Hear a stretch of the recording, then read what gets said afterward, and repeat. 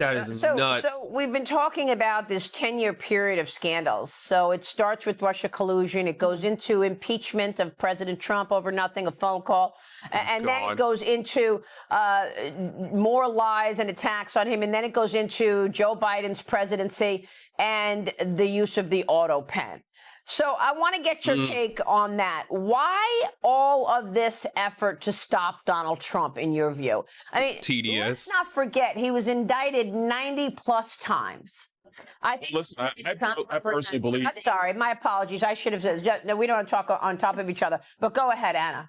I was just going to say, I think that President Trump represents everything that the Uniparty and the establishment is against. As you're seeing, Maria, this is not something that's just a political talking point. We have evidence that they did try to stop him in every way possible, not to mention there were not one but two assassination attempts on the president. So I think when you're looking at what the power structure is in this country, it's typically been, corporate interests controlling politicians, people that have never been business owners, business leaders in this country, and they've done politics for their entire professional career, which is everything that our founding fathers stood against. And so both Byron and myself, through all of this, have been very happy to bat for the president and to defend him, because as you're seeing right now, this is the core definition of corruption. And I know the American people are frustrated. And what I will say is that the American people want arrests. There's the evidence out there that's not partisan, and there needs to be a correcting of this wrongdoing, because what happened was absolutely wrong.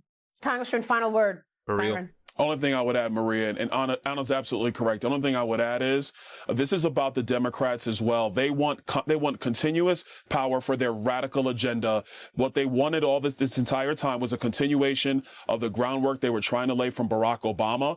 Donald Trump was the stopgap to that, and they were furious, and they did not respect the will of the voters. And all they want to do is bring the radical ideology, whether it's gender right ideology in schools, the crazy energy policies they've brought to the United States, the crazy environmental policies, which are slowing our country down, and terrible economic policies, which will empower Washington and not the American people.